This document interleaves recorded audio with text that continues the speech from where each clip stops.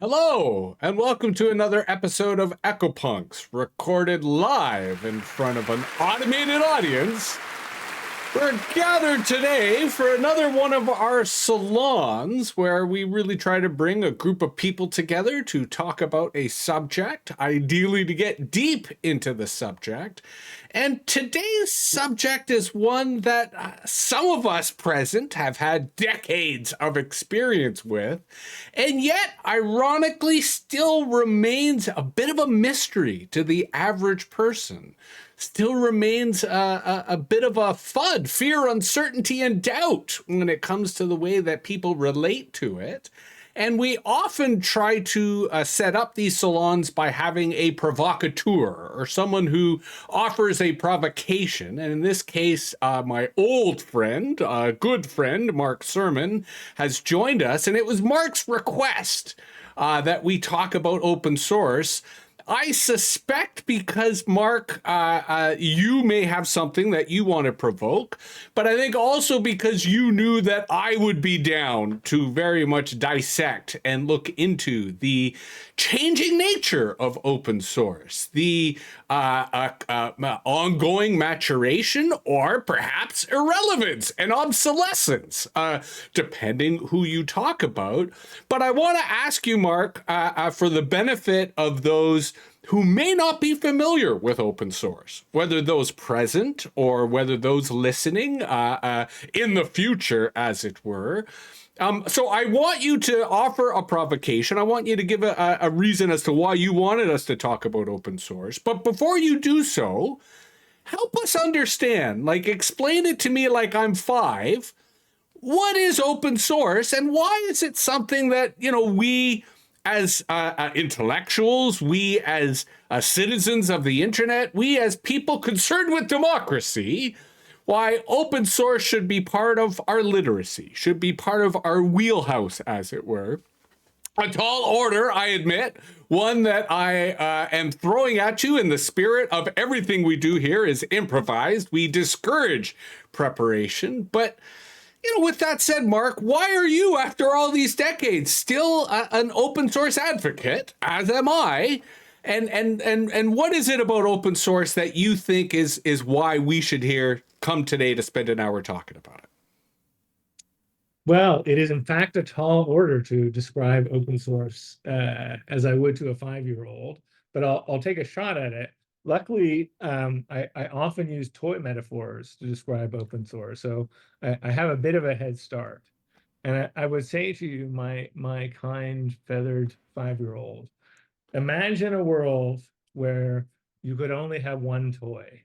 It could be the most beautiful toy in the world. It could be a car or a truck or a house or imagine what you want, a teddy bear. But you could only have that one toy. Now, it might be the most beautiful toy in the world, and you might be very happy with that. It's very attractive. And then I would give you another choice. I would give you an infinite box of Lego. And of course, with that infinite box of Lego, you could build any toy you want. It might not look as pretty or perfect as that teddy bear or that house or that car because you'd have to build it yourself and you'd be limited by the shapes of the Lego box, but you got a lot of Lego. And, some people will choose the perfect teddy bear or the perfect car, and there's nothing wrong with that. But a lot of people, and certainly when I was 5 and at almost 55, I would pick the box of Lego. And open source is basically that. It's a box of Lego for technology for the internet at its core. And we can give a more specific example. But the idea is it's a set of technological building blocks that you combine together to either you can modify them to make them into something new. You can combine them together to make something that has multiple properties, but it's basically technical building blocks.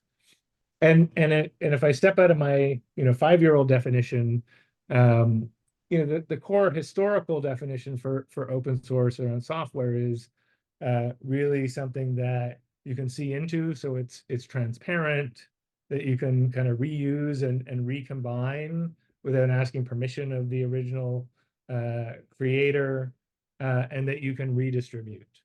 And I've forgotten the fourth freedom for now, but I'll stick with 3.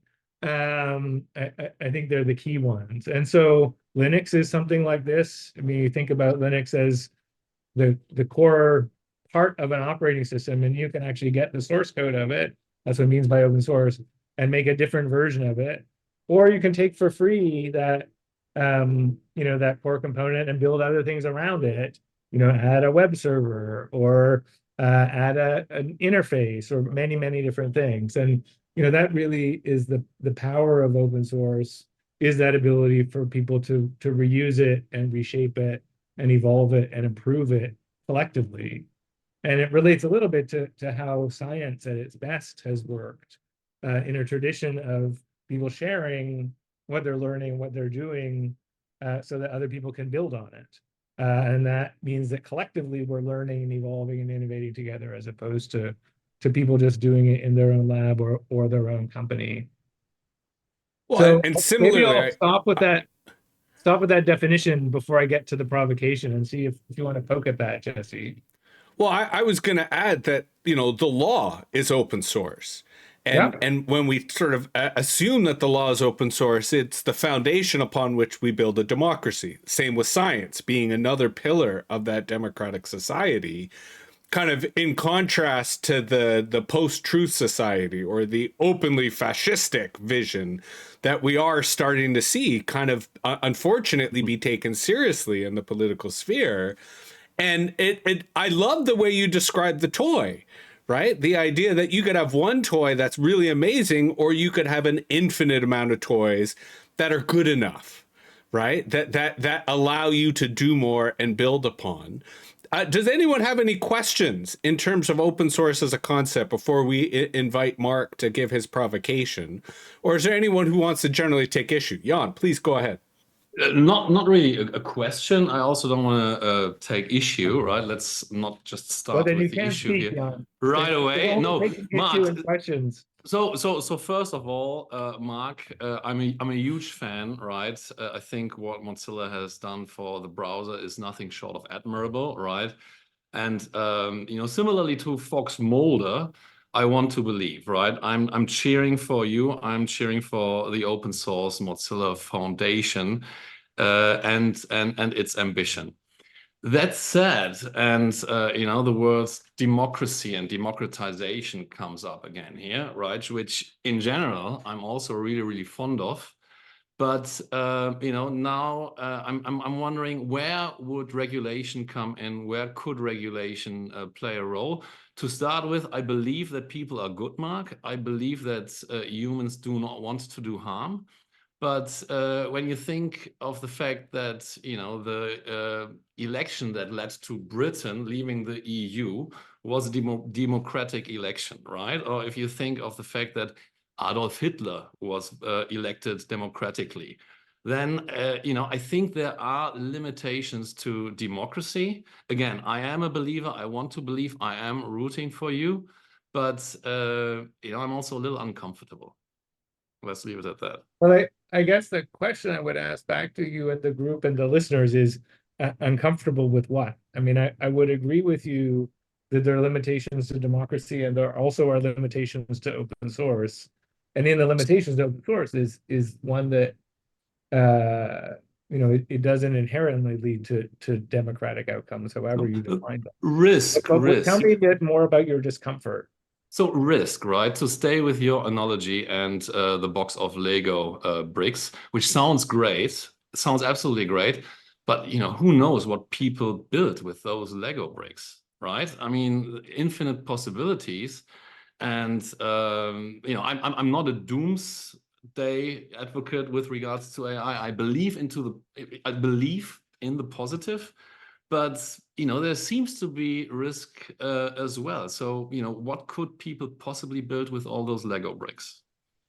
Well, that's a great one. I think you introduced a thing that is implicit in this conversation, and I very specifically didn't put in the 5-year-old definition, which is we're now talking about open source in a new era or a next era of the internet and in our digital society, which is, what does open source mean in the era of AI? And it's a really good question that a lot of people are asking. Certainly we're asking, and need to to poke at. So, maybe we can get into that a little bit if people are interested. But certainly the core tenets of open source worked pretty well for software that runs on a single machine. And I started to break down as we applied them to software that ran in the cloud or data sets or content and various different things. So there's a lot to take from open source, but also in the AI era, but also a need to say, like, how do we take those principles and apply them for what? So maybe that's a conversation to come back to. But on the question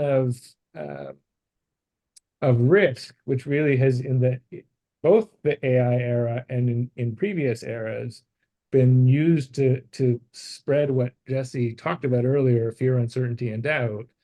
There are big, very rich companies and very rich people, some of them are even big, that that have been out there saying, wow, this kind of open source Lego set in the AI era is really dangerous. Like, if that's totally going to lead to terrorism and all those kind of things. It was the same thing that Microsoft, interesting that they're a player again, did in the Linux era, and it's a thing that a lot of the kind of dominant software companies did in the early web era around full encryption.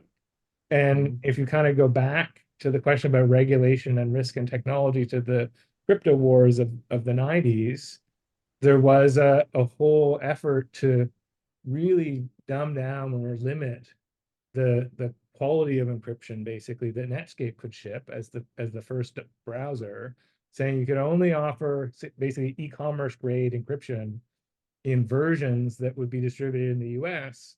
And if you wanted to distribute the browser internationally, you would have to distribute a version that would be easily cracked by the intelligence authority, right, by the CIA or the NSA. And of course, the fear was, well, what if the terrorists could use a web browser? What would happen?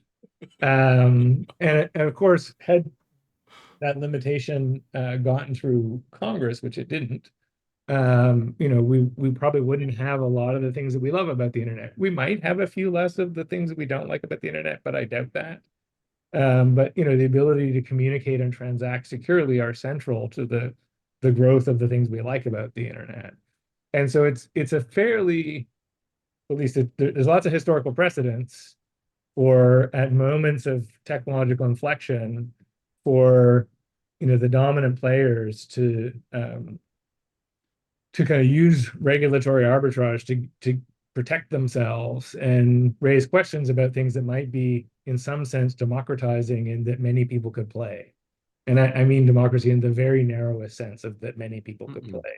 And I think a lot of the fear-mongering around open source AI at this stage is that kind of regulatory arbitrage by a set of people who have been early winners in the generative AI era, who are either owned in part by the big players or owned in part by people who are from the big players. So I think we got to be careful about that. And the last thing I'll just say is I believe, and you can debate this, we've seen from the last eras of the internet that open source has been actually a better tool, if we look at, say, cybersecurity, for solving risks and mitigating risks than things that are done totally in secret, because they allow many people to look at those risks and interrogate them and raise them to people and even fix them in the case of things like bug bounties. So that's one of the things I still want in that regard.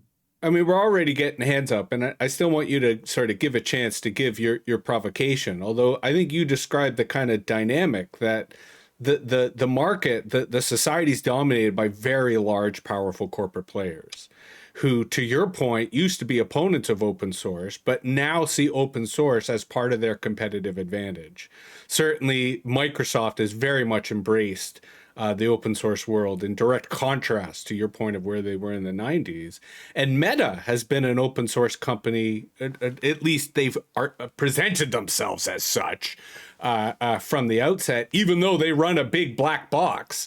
So I'm curious, Mark, if you want to share your provocation or talk about what you've been essentially inferring through your remarks, that there is a real dynamic at play in which, yes, open source makes things better, but we are in an environment in which power is even more centralized than it was 20 years ago. And to what extent are we seeing, regulatory hedges in which open source may just be a prop for people who want to capture the market, versus I think what attracts you and I, which is open source as a framework, open source as a way in which you always have not just the checks and balances, but the opportunity to fork, the opportunity to do new things, which is in and of itself a kind of freedom. So, Scott, I noticed you threw your hand down, and I do want you to come back in, but I want Mark, if you want to sort of offer the equivalent of a position statement or a provocation, to sort of frame where we should be thinking about open source moving forward in terms of its role, whether in AI or whether in the infrastructure of the world around us. Well, to mix metaphors and ideologies, I think, the position I would take is that in the AI era, open source provides the best chance, by people banding together around open source AI, the best chance of some version of a more diverse, competitive, democratic landscape for the next era of technology.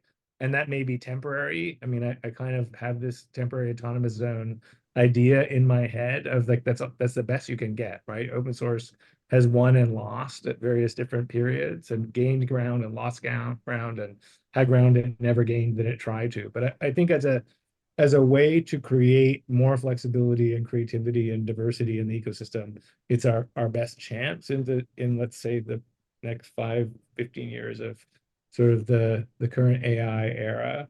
And then, on the kind of the Facebooks and the Microsofts and whatever, I see them as being our allies, in the sense of, you think about a Gramscian idea of a coalition, which is, better to get the people close to you, even if you really disagree with them and have different allies, than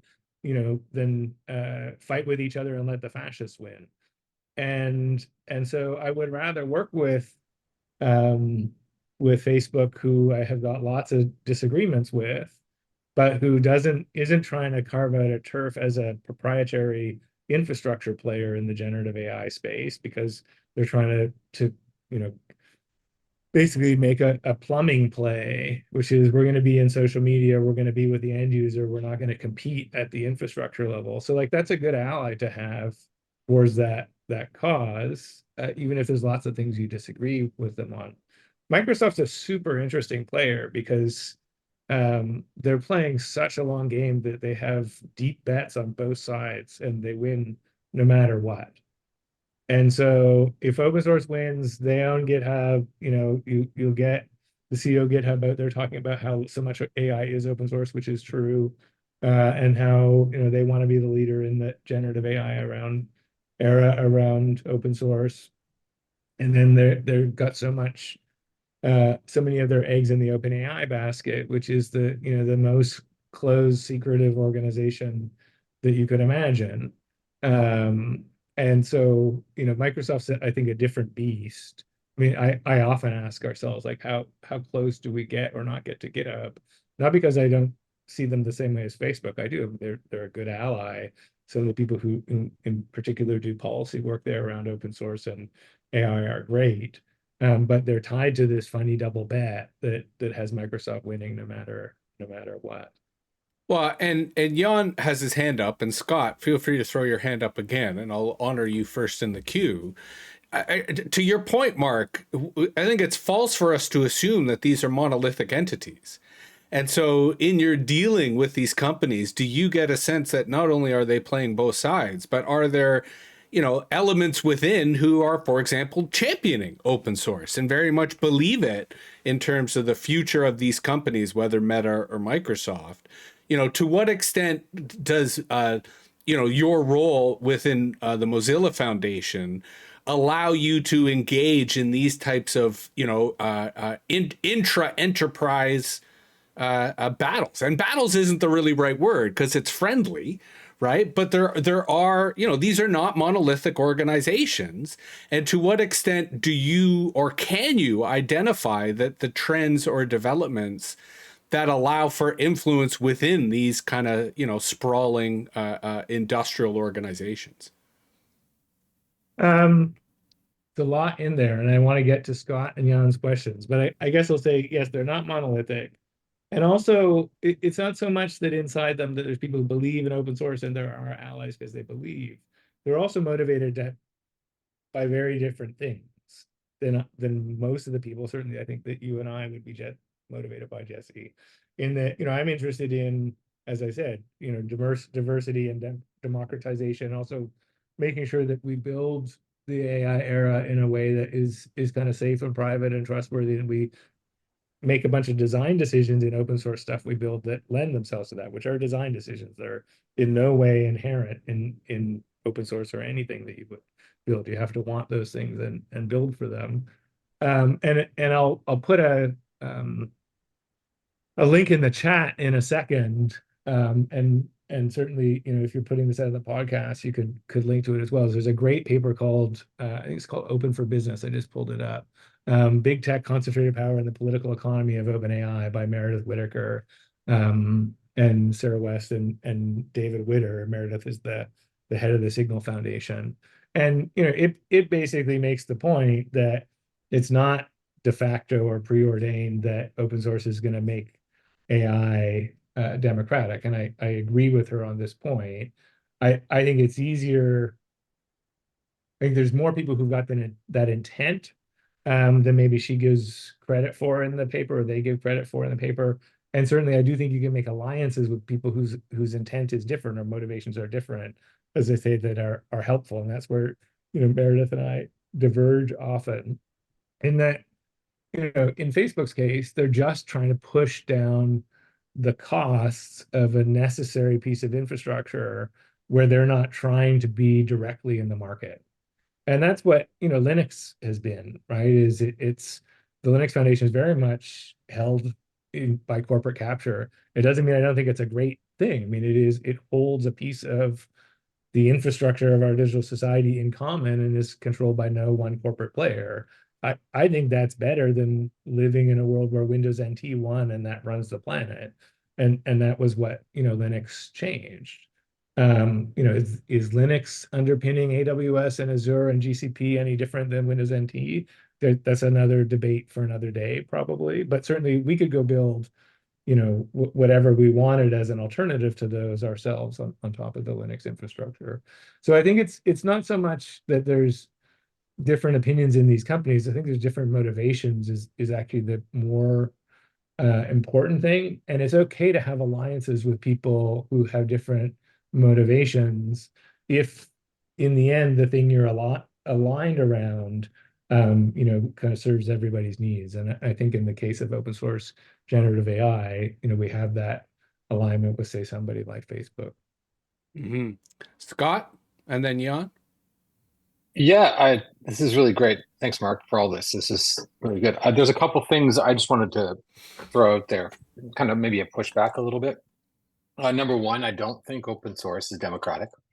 And number two, I think the big players and such are actually products of open source, natural evolution of open source. And I'll tell you why, because it's a philosophical thing. Number one, I don't think open source is democratic because from an outsider's perspective, there seem to be it's a very high barrier to entry for a lot of people. It feels a lot more, maybe it is democratic in the old sense of Pericles in Athens, where only the male citizens were the ones who could vote, and that was called the democracy. And so there seems to be more of it's a niche space. There is a it's a high barrier to entry and select gatekeepers. And then the attitudes that seem to flow through the space are more libertarian and anarchic than really democratic in that sense. I don't think there's that sense of an objective checks and balance or whatever. I mean, you may be able to argue differently, but from an outsider's perspective, that's kind of what it looks like. And so I don't think you can use the word democratic because I don't think it truly aligns with that. And the second thing is the big players are here, at least it seems, because of some of the philosophies that were at the core of open source in the early days. Coming out of people like Kevin Kelly, Ken Kesey, Stuart Brand, people who were on the well out west, sort of started the whole movement of information must be free. It's the philosophy that's kind of behind open source. But that whole philosophy is what led to the devaluing of an individual's personal identity and information. The idea that everything should be free online, it was taken advantage of by the big players. And so, we were all conditioned to believe that everything should be free online, open source, it's a good thing. But what it did is it turned it into this massive amount of information that these big players could exploit. And they continued to pressure people or to, get people to believe that if they gave up their information, if it was all free, it was a good thing for society. So those are a couple of pushbacks I'd like to throw out there just to add some mud in the water, but I'd love to hear your thoughts. Now, just to be clear, Murley, Jesse, or hold on. I just want to find out, Murley, were you in hot response to Scott? Yeah, I wanted to build on sort of what Scott was saying, because it made me think of a couple of open source examples that I've encountered. I agree that there is a high barrier to entry. I've had a fair amount of experience working with and learning open source softwares, usually for art, but just in technology projects in general. And often it's kind of a gated community, like you said, and it can be hard to actually get anywhere with if there's poor documentation, or if you put enough effort in and have the literacy, it works. And I think the issue is that the communication of some of the ideas and the values of open source aren't there. To bring it back to the Lego metaphor, yeah, if you have a ton of Lego bricks, you can build anything. But most kids are being sold or given or gifted or whatever Lego sets where you have the specific blocks and you're building this one set. And I think you see that a lot in gaming, like for instance, the Fortnite engine or Roblox give you the tools to create things, but it's on their platform. It's not open source. It's within their world. The other thing I was thinking of was open source 3D printed firearms, because I'm not sure how democratic those are, but they are open source and readily available to anyone with a web browser. So I do agree with a lot of things Scott's saying there. I think that there is definitely merit to open source and a lot of power when everyone's acting in good faith. But that's not always the case. Now, can I push back on the pushback? Yeah, go ahead. Yeah. So I would argue, sorry, Mark, I'm jumping to the rescue here. I would argue, Scott, that open source is democratic, right? Because if skill is the barrier, then you could also say that soccer is not a democratic sport, right? Everyone can get a ball and play soccer, but if you don't make it into the national team, please do not say soccer was not democratic. I'm a little tongue-in-cheek here. I know that you understand how I mean this. The second thing is, Scott, you argued why the big players were coming to the plate, right? I want to simplify this and say they basically participate because they cannot afford not to participate. They basically have to. And one thing, Mark, that resonated really, really strongly with me that you spoke about or alluded to, at least I understood you this way, was basically the barriers that, let's say, big tech is erecting around AI, myth that big tech is spelling around dangers in order to then create those barriers and keep the small players out, right? That's really strongly resonating with me. And I noticed that, at least that's my impression, your foundation seems to be quite ambitious in trying to create transparency in reporting in real time about what you guys are developing, etc. The word trust has come up in this conversation here quite a bit. And I was thinking, to that event a couple of weeks ago when OpenAI fired its CEO and reinstalled him a week later. And so till today, no one understands really what happened behind the scenes because it's so intransparent. So Mark, I'm wondering, is your job or is Mozilla AI, is the foundation, is your real job to be communicators and create transparency around the issue? Go ahead, Mark. Sumit has his hand up, but since that was a direct question, I want to hear from Sumit as well. Well, let me just say, I'll take your defense, Jan, but I'm also going to agree with Scott. I certainly never said that open source is inherently democratizing. I think that it gives you the raw material to do democratic things.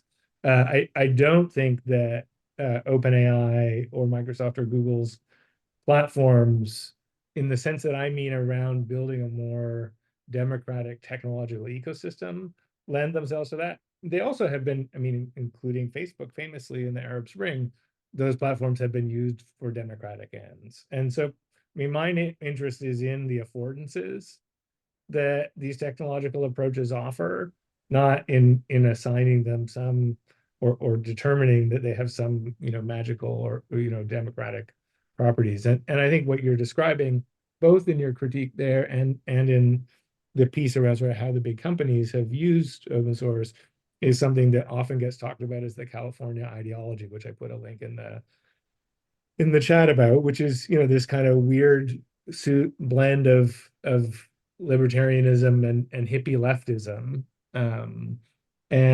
that has been used to kind of whitewash Silicon Valley as being some force of empowerment, when really we're talking about the creation of companies that are bigger than the Dutch East India Company or the British East India Company ever were, both in their wealth and in their global scale. So it's a kind of whitewashing these imperial forces, and I think open source gets tied up in that, but it's used by that. It is not. Well, Meredith would probably say it's defined by that, and so that's a good point of debate, and it's where the kind of questions of what you can use it for come in. But I think to then get to your point, Jan. Although, allow me to quickly interject and say thank you so much for the Californian ideology reminder. I definitely have to reach out to Richard Barbrook to see if he would come join us in a salon. I'd love to reach out to. What's that? I'll come to that one. Yeah, because that would be like, he's still doing really interesting work. I'd also love to invite Meredith Whitaker. She tends to be very busy, versus Richard's a bit more of an academic, so he might be more available. But the California ideology, I think, is a hugely influential text. But please, I'll let you finish your answer. I'll just say the last thing on that, which is, well, maybe I'll say two things. The counterpoint is there are people with very different ideologies. And I sense a European accent of some sort in Jan, so maybe he's amongst. That's very polite of you. Very polite of you, Mark.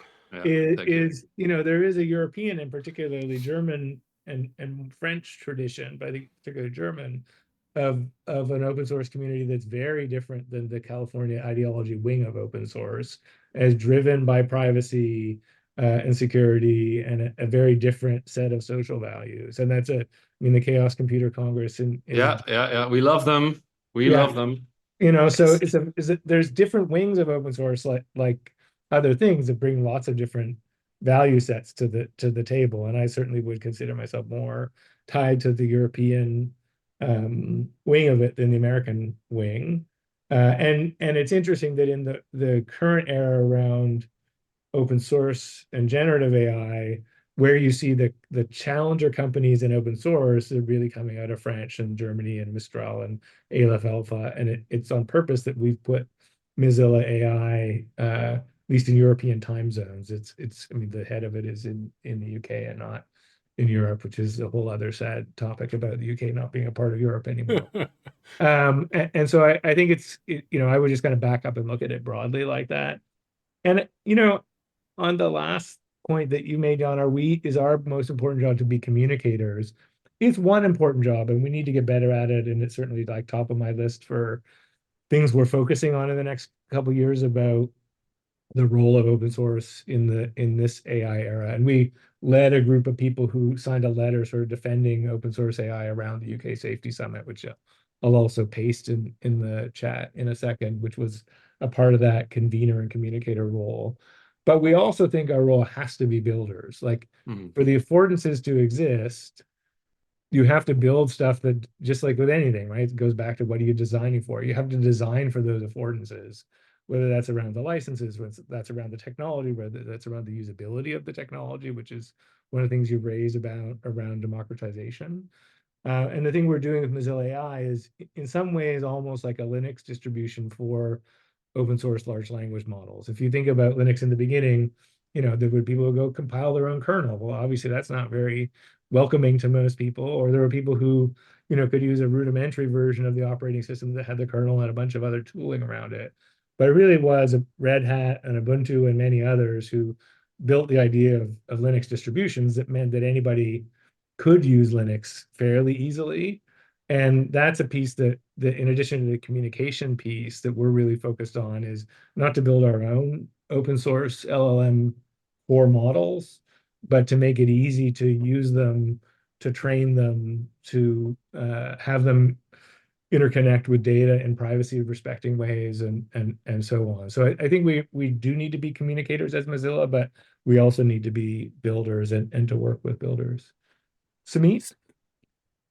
Yeah, thanks, Mark. I'm going to build off of a couple of different points, so it may take me a bit to get to my question. But Jan talked a little bit about open source representing democracy and or as democratic in nature, and I just think that in order for democracy to be upheld, we have to have good governance frameworks. And we know that open source is still riddled with challenges around how governance works, especially at the organizational level. Jan, you pointed out Sam Altman being fired and coming back reminded me of Richard Stallman from the Free Software Foundation, who left and then came back again as well. Those are still models that we're riddled with. And so I just sort of want to point that out, but really my question was coming out of a point that both Mark, you made, and Murley made, which is you talked a little bit about diversity, and Murley talked a little bit about hurdles. And as we think about some of the work happening in the open source space, it feels like it's still largely a technology-centric ecosystem. And as we're building this space out, it feels like diversity that you're talking about is beyond just diversity of, racial bias, which was a big question in AI and software for a long time. Now we're also talking about the induction of, ethnographers and social experts and people who are really thinking about what it means to build an ecosystem in a more holistic way. And it still feels like for them, the entry into this space still does not feel democratic and still does not feel like it is as easy. It still feels riddled with hurdles. So I'm curious to your thoughts around how you're thinking about this and how you see other organizations taking the lead on this stuff. Yeah. So I'll maybe come back to the governance question in a minute if there's interest, but I think the piece around a lot of interest. But I think the piece around diversity of who builds the technology, that is like a much deeper question. And we have a very nerdy thing. Maybe I'll paste that. I haven't pasted in there yet. This paper on trustworthy AI that we wrote in 2020 that kind of lays out our idea how you get there. One of the key pieces is, diverse stakeholders who kind of say these are the things that need to be true to get to AI that works in service of humanity. And one of them is that diverse stakeholders, including those traditionally cut out of developing AI, need to be the ones who build it. And so that's a core to our belief system and a piece of what we're working on. But you'll notice in that statement, it doesn't say open source. I mean, I think it's a challenge for the core of our tech industry in general and how tech is built. Is still, and ties, I mean, I'm reading this book right now, Brotopia, which is a great book if you haven't read it, that talks a lot about how that California ideology fed into the, tech being one of the most male-dominated industries of any. And that's not, we're not just talking about gender diversity, we're talking about skill set and geography and racial background and all those kind of things. But even on gender, tech does horribly. And so I think we need to tackle those things broadly, including in open source.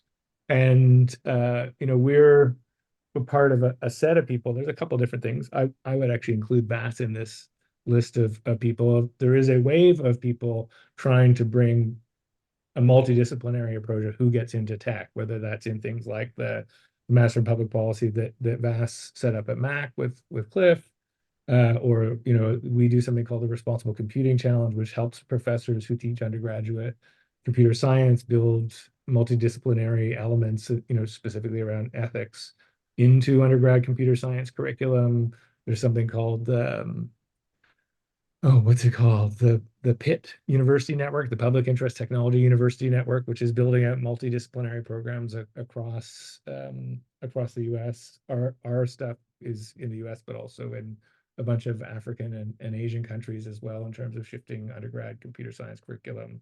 So I think looking in general about how more multidisciplinarity comes into the picture in who goes into the tech industry, and then on the demand side, how they're hired, is really critical. And those are just some examples of the education layer of people trying to tackle that.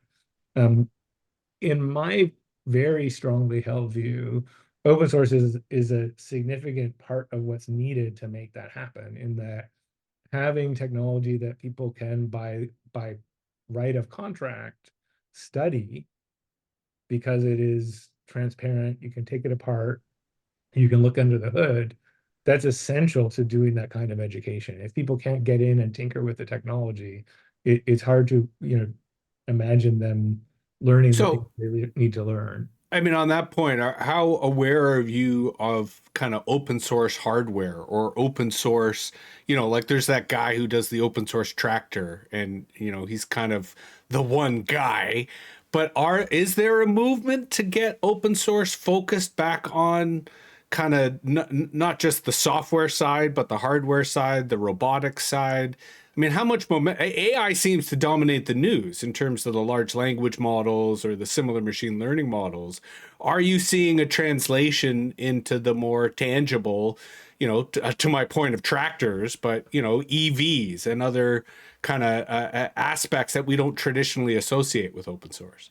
Well, let's hope. I mean, I think there's some of it. Hardware, I mean, there are places where open source has been successful and more successful and less successful. Hardware is maybe in the middle, and hopefully there's a second round.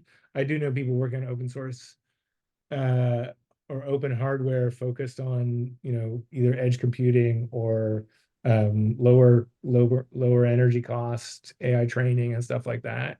Mm-hmm. It's interesting. One of the person, Bednar, who is helping us kind of build our community around open source AI, is from the open hardware movement and sees a lot of similarities. Cool. There, where what the open hardware movement really struggled with was almost exclusively, or in the counter case, very rarely, could you build the whole hardware stack openly. You had to accept that you would have hybrid boards or chipset or whatever, right? And I think we're in that zone, probably in all of this stuff, where it's about what components are important to be open source, and what ones do you kind of just say, yeah, I'm just going to take that off the shelf, and that thing is locked down in some way. Now, Jan and Scott both have their hands up, but I wanted to quickly ask you on the governance side, briefly, because we are running out of time. Who is the Mozilla Foundation accountable to? Like, is it a member-run organization? Is it a funder-run organization? Like, what is the governance?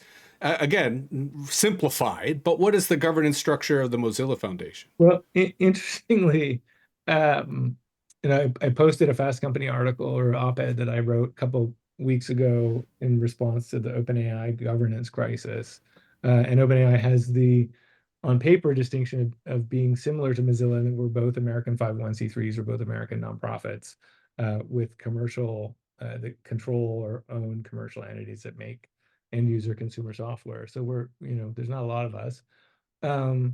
And the difference that I make is, or the kind of distinction I draw is, we're really set up to be a nonprofit public institution that carries our mission forward, and that who we have on our board, which we just expanded our board, and I think probably link from there, or I can put another link up there.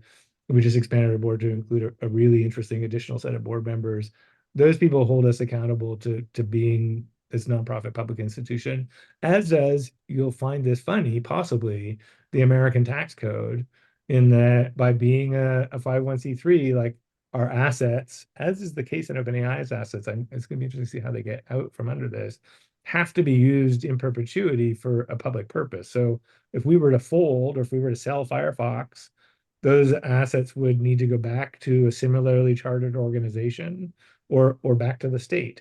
And so, the combination of good board governance and accountability to the tax code are really the main things we have.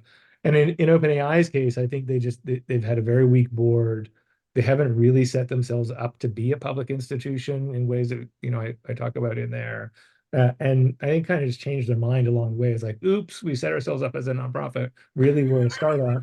And then the board tried to act as if it was that, and then the investors got upset, and they're trying to unfuck it.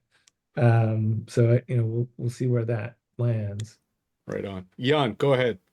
With regards to interdisciplinary training that we spoke about 3 minutes ago, can you ever foresee a future in which not a technologist is at the helm of an AI company? For example, could there be a time where a sociologist or a philosopher is leading an AI company? And the reason why I'm interested in this is basically, the purpose, the use case, and the angle. A few of the things that you mentioned here struck me as pretty philosophical, Mark, already.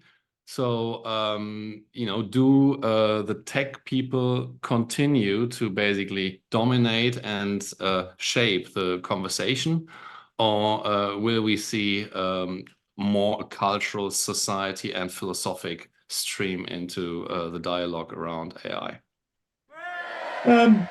Well, I hope so.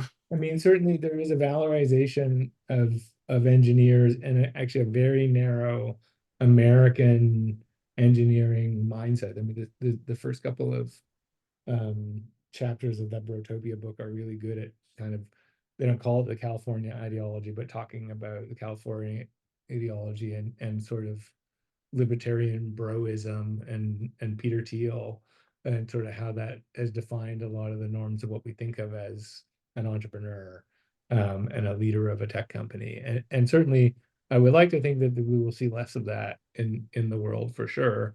In our case, one of our two co-founders, our remaining co-founder, Mitchell Baker, is a lawyer. She's not a technologist. I have a puny 3-year BA in the history of community media from the University of Toronto. I don't have I tinkered with computers as a kid, and I'm a television person, but I'm not a computer engineer by any stretch of the imagination. There's lots of people out there who don't come at it through a traditional path. I mean, in some ways, there is still, I think, opportunity for interdisciplinarity and different kinds of leadership.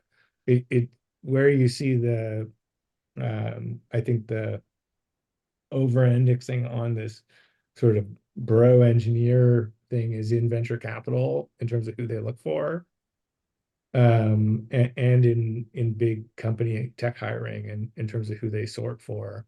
And those are two places that are worth a whole other seminar to kind of go at, right? I mean, I think venture capital and all of the myths around what a good tech entrepreneur are, is a really critical part of the problem we want to solve. Well, Right. and Mark Andreessen and the whole, Started. accelerationist movement is a travesty to itself. Scott, I did notice that you lowered your hand. Do you still want to take that opportunity before I throw to Chris? Yeah, I guess my point, building off something you said and also what Jan said, is I mean, you talked about the extension into things like tractors and other spaces, and I just look at the decline of the maker movement and such, and the number of sort of little coding shops for kids that have closed, and all those sorts of things that have, they came and they went. And I think this goes back to Jan's point, is there just isn't that diversity of thought, that diversity of input, that diversity of perspective in order to sustain an extension of an open source philosophy the way it stands right now into a larger cultural context. So I mean, it's going to need a philosophical shift, and maybe that's, just completely undoing that bro culture and the engineer focus and such that it has right now. Well, and to your point, where are the community spaces that sustain the community? And, we have had that over the years. I would hope that that will have a resurgence, but certainly the housing crisis throughout North America means that spaces aren't cheap, right? And that's why I think it's a lot of those spaces kind of went away. Chris, please jump in. Sorry, and I think I'm just building on what Jan was saying about picking a philosopher or a tech person. Andrew Lloyd Webber has one of his musicals, Starlight Express. They roller skate. And I remember him describing the challenge of, do you find singers who can roller skate or roller skaters that can sing? And I think you can probably do both. I think, Mark, you sort of alluded to this, that you don't have to be kind of one or the other, but hopefully you get a bit of a hybrid, and whatever you get, they're probably going to be anchored more on one side or the other. So I pose that's not a question. I know you're looking for direct questions, but I just wanted to throw some Andrew Lloyd Webber into the conversation. Well, my guess is that in the actual casting of that musical, you got a lead who was a singer and a chorus who were roller skaters, and ultimately it's about teamwork. I think that was a realization that sometimes it's easier to teach skaters to sing, depending on the role. Well, and, in closing, to reiterate something Jan said, in an era of disinformation, in an era of complete and total fiction, what is the communication strategy for the Mozilla Foundation? I mean, other than kind of white papers, other than op-eds, what are the general thoughts in terms of both ensuring that the Mozilla Foundation is part of the process, part of the policy process, part of the development process? I mean, how do you guys approach that in what is essentially a very highly saturated, highly polluted information space? Do you as an organization wrestle with how do you get your message out there when there's so many other people putting out all sorts of different messages? Yeah, it's interesting. I say it's a great question. And we've struggled to get our message through in the last year more than previously. And I would say a lot of people who are on the kind of trustworthy, responsible AI side have as well. And it's interesting. We've actually gotten more media coverage than ever. And then people like Timnit Gebru or Deb Raji or others who are really big thinkers on trustworthy AI or some of the questions around bias and AI. Also have gotten more press coverage. I mean, Timnit and Deb were both on the Time AI 100.